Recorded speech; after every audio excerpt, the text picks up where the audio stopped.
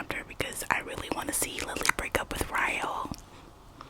We don't like Ryle. We haven't liked Ryle for a while, but especially after last chapter. What is his issue? What is his issue? What is his issue? I'm Team Atlas all the way. I can't wait to see what happens. I can't wait to see her dump him. So let's get into it. I'm also filming in a new location in front of a really big window, so if the lighting changes, I'm sorry. Let's get into it. We're on chapter 24. I don't know if I said that already, but let's get into it. Atlas is standing on the other side of the room. He hasn't taken his eyes off me the entire time the nurse has been helping me. After taking a blood sample, she immediately returned and began to attend to my cut. She hasn't asked me very many questions yet, but it's obvious my injuries are the result of an attack. I can see the pitying look on her face as she cleans up blood from the bite mark left on my shoulder.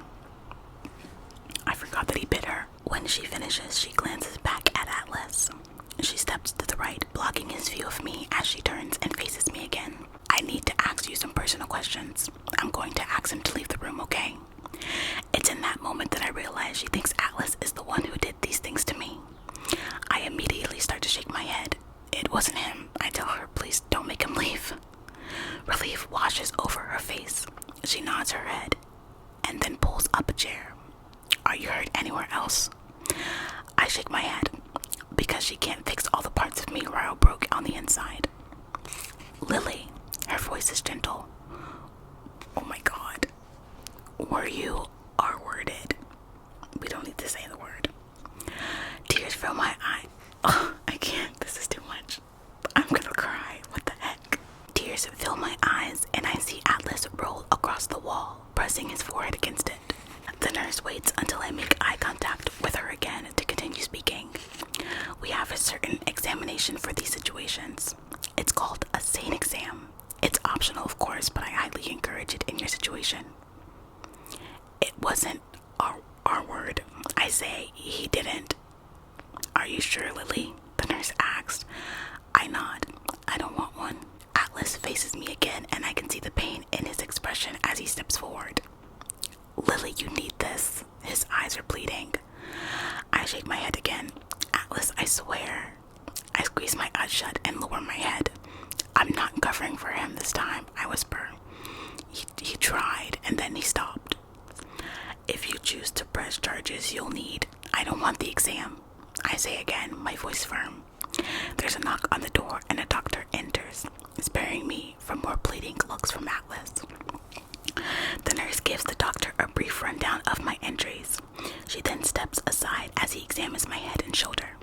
He flashes a light into both my eyes. He looks down at the paperwork again and says, I'd like to rule out a concussion, but given your situation, I don't want to administer a CT.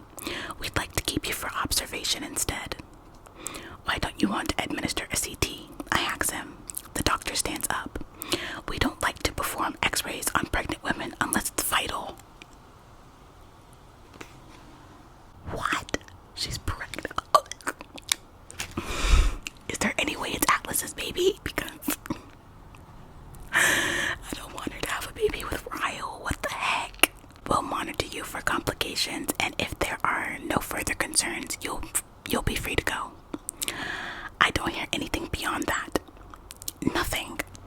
The pressure begins to build in my head, my heart, my stomach.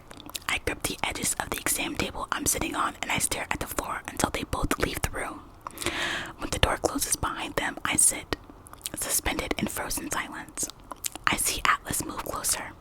His feet are almost touching mine. His fingers brush lightly over my back. Did you know? I release a quick breath and then drag in more air. I start shaking my head, and when his arms come down around me, I cry harder than I knew my body was even capable of. He holds me the entire time I cry. He holds me through my hatred. I did this to myself. I allowed this to happen to me. I am my mother. I want to leave, I whisper. Atlas pulls back. They want to monitor you, Lily. I think you should stay. I look up at him and shake my head. I need to get out of here, please. I want to leave. He nods and helps me back into my shoes. He pulls off his jacket and wraps it around me. Then we walk out of the hospital without anyone noticing. He says nothing to me as we drive. I stare out the window, too exhausted to cry, too in shock to speak. I feel submerged. Just keep swimming. Atlas doesn't live in an apartment. He lives in a house, a small suburb outside of Boston called Wellesley, where all the homes are beautiful, sprawling, manicured, and expensive. Before we pull into his driveway, I wonder to myself if he ever married that girl, Cassie. I wonder what she'll think of her husband bringing home a girl he once loved who was just attacked by her own husband. She'll pity me. She'll wonder why I never left him. She'll wonder how I let myself get to this point. She'll wonder all the same things I used to wonder about my own mother when I saw her in the same situation. People spend so much time wondering why the women don't leave. Where are all the people who wonder why the men are even abusive? Isn't that where the only blame should be placed? Yeah. Atlas parks in the garage. There's not another vehicle here. I don't wait for him to help me out of the car. I open the door and get out on my own. Then I follow him into his house. He punches in a code on an alarm and then flips on a few lights. My eyes roam around the kitchen, the dining room, the living room. Everything is made of rich woods and stainless steel, and his kitchen is painted a calming bluish green, the color of the ocean. If I wasn't hurting so much, I would smile. Atlas kept swimming, and look at him now. He swam all the way to this effing Caribbean. He moves to his refrigerator and pulls out a bottle of water, walking it over to me. He takes the lid off and hands it to me. I take a drink and watch as he turns the living room light on, then the hallway. Do you live alone? I ask. He nods as he walks back into the kitchen.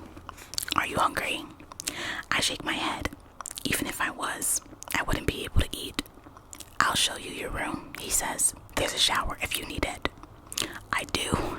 I want to wash the taste of scotch out of my mouth. I want to wash the sterile smell of the hospital off of me. I want to wash away the last 4 hours of my life. I follow him down the hallway and to a spare bedroom where he flips on the light. There are 2 boxes on a bare bed and more stacked up against the walls. There's an oversized chair against the wall facing the door. He moves to the bed and takes off the boxes, setting them against the wall with the others. I just moved in a few months ago. I haven't had much time to decorate yet. He walks to a dresser and pulls open a drawer. I'll make the bed for you. He takes out sheets and a pillowcase. He begins making the bed as I walk inside the bathroom and close the door. I remained in the bathroom for 30 minutes. Some of those minutes are spent staring at my reflection in the mirror.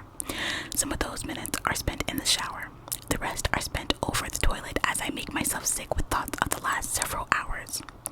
I'm wrapped in a towel when I crack the bathroom door open. Atlas is no longer in the bedroom, but there are clothes folded on the freshly made bed. Men's pajama bottoms that are too big for me and a t-shirt that goes past my knees. I pull the drawstring tight, tie it, and then crawl into bed. I turn the lamp off and pull the covers up and over me. I cry so hard, I don't even make a sound. That's it. That's it for chapter 24. I've been waiting for this, and that's it. How long is the next chapter? Because I might have to read it. Okay, the next chapter isn't that long, so we're gonna read that one too. So now we're gonna go into chapter 25. I smell toast. I stretch out on my bed and smile because royal nose toast is my favorite. My eyes flick open and the clarity smashes down on me with the force. My eyes flick open and the clarity smashes down on me with the force of a head-on collision. I squeeze my eyes shut when I realize where I am and why I'm here, and that the smell of toast is not all because my sweet and caring husband is making me breakfast in bed. I immediately want to cry again, so I force myself off the bed. I focus on the hollowness in my stomach as I use the bathroom and tell myself I can cry after I eat something. I need to eat before I make myself sick again. When I walk out of the bathroom and back into the bedroom, I notice the chair has been turned so that it's facing the bed now instead of the door. There's a blanket thrown over it haphazardly, and it's obvious Atlas was in here last night while I slept. He was probably worried I had a concussion. When I walk into the kitchen, Atlas is moving back and forth between the fridge, the stove, and the counter. For the first time in 12 hours, I feel an inkling of something that isn't agony, because I remember he's a chef, a good one, and he's cooking me breakfast. He glances up at me as I make my way into the kitchen. "Morning," he says, careful to say it without too much inflection. "I hope you're hungry." He slides a glass and a container of orange juice across the counter towards me. Then he turns and faces the stove again. "I am."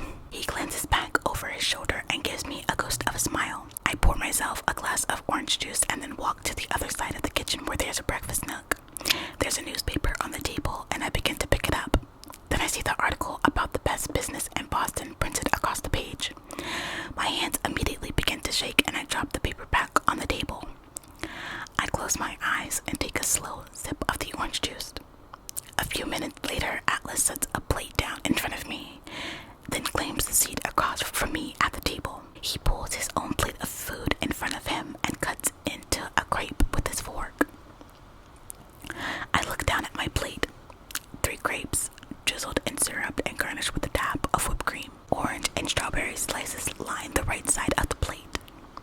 It's almost too pretty to eat, but I'm too hungry to care. I take a bite and close my eyes, trying not to make it obvious that it's the best bite of breakfast I've ever had.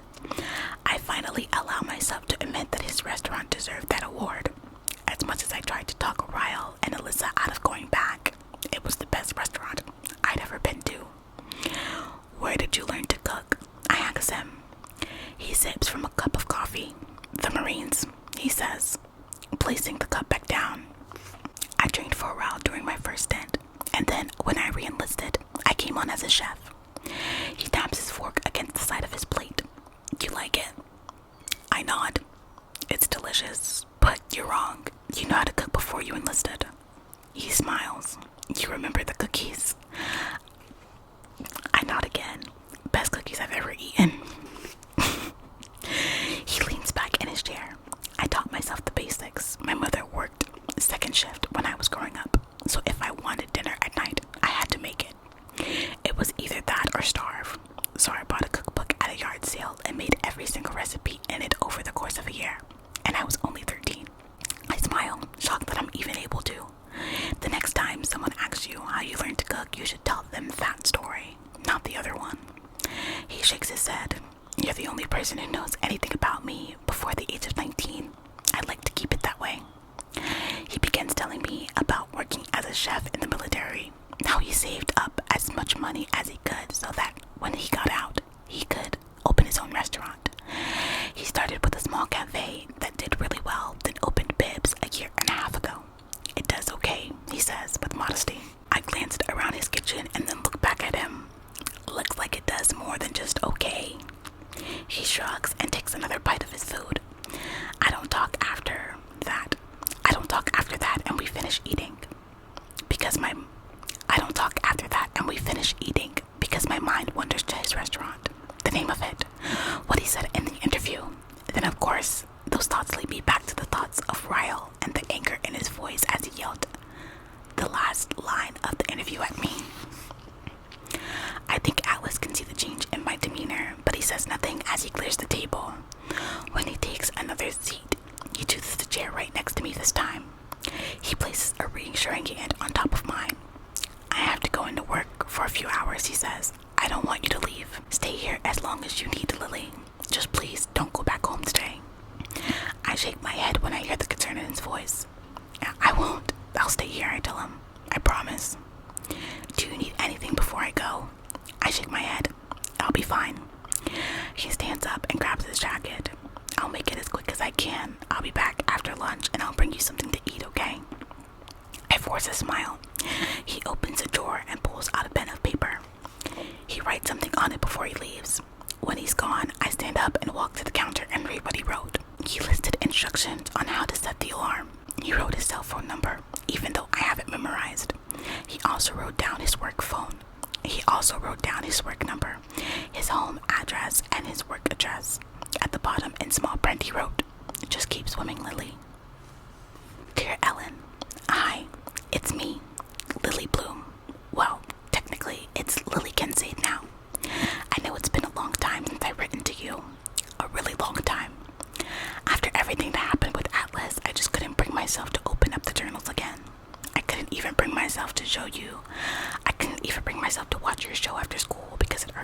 wanted alone. In fact, all thoughts of you kind of depressed me. When I thought of you, I thought of Atlas. And to be honest, I didn't want to think of Atlas, so I had to cut you out of my life too. I'm sorry about that.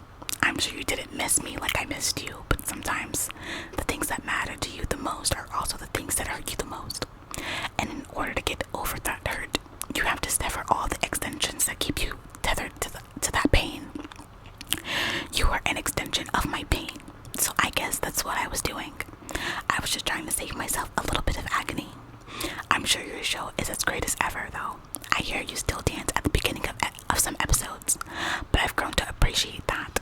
I think that's one of the biggest signs a person has matured, knowing how to appreciate things that matter to others, even if they don't matter very much to you. I should probably catch you up on my life. My father died. I'm 24 now. I got a college degree working in marketing for a while, and now I own my own business, a floral shop. Life goes. I also have a husband, and he isn't Atlas. And I live in Boston. I know, shocker. The last time I wrote to you, I was 16. I was in a really bad place, and I was so worried about Atlas. I'm not worried about Atlas anymore, but I am in a really bad place right now. More so than the last time I wrote to you. I'm sorry I don't seem to need to write to you when I'm in a good place. You tend to only get the shit end of my life, but that's what friends are for, right? I don't even know where to start. I know you don't know anything about my current life or husband, Ryle, but there's this thing we do where one of us says naked truth, and then we're forced to be brutally honest and say what we're really thinking. So, naked truth. Brace yourself. I am in love with the man who physically hurts me.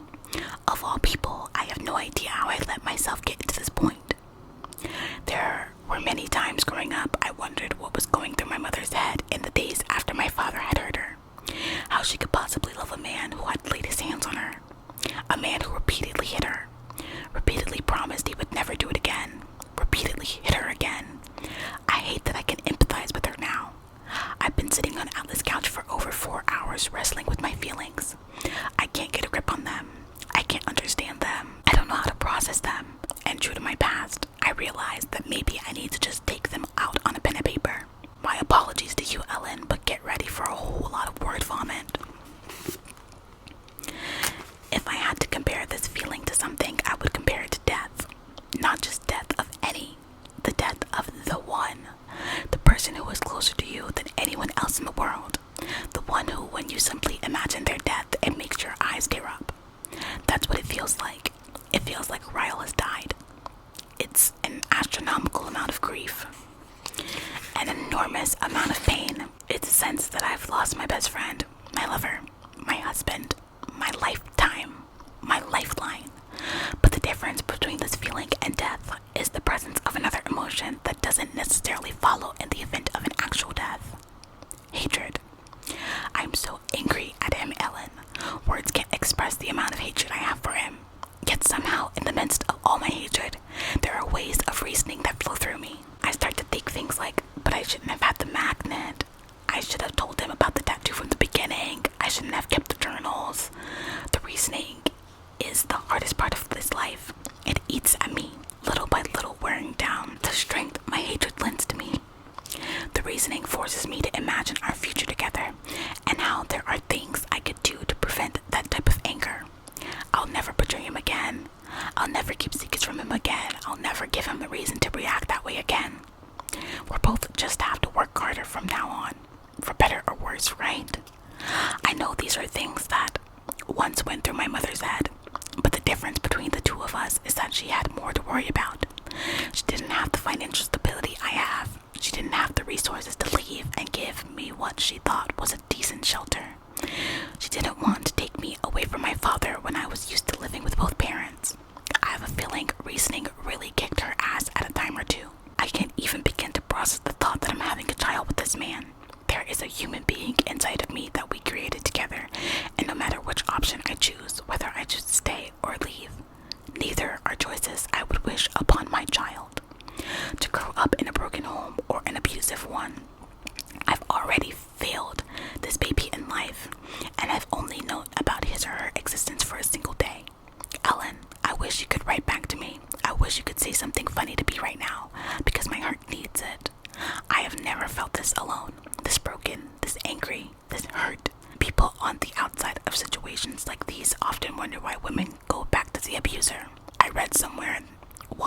85% of women return to abusive situations. That was before I realized I was in one. And when I heard that statistic, I thought it was because the women are stupid. I thought it was because they were weak. I thought these things about my own mother more than once. But sometimes the reason women go back is simply because they're in love. I love my husband, Ellen.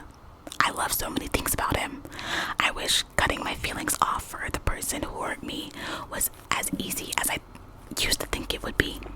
Preventing my heart from forgiving someone you love is actually a hell of a lot harder than simply forgiving them. I'm a statistic now. The things I've thought about women like me are now what others would think of me if they knew my current situation. How could she love him after what he did to her? How could she contemplate taking him back? It's sad that those are the first thoughts that run through my mind when someone is abused. Shouldn't there be more distaste in our mouths for the abuser than those who continued to love the abuser? I think of all people who have been in this situation before me, everyone who will be in this situation after me. Do we all repeat the same words in our heads in the days after experiencing abuse at the hands of those who love us? From this day forward, for better, for worse, for richer or for poor, in sickness and in health, until death do us part.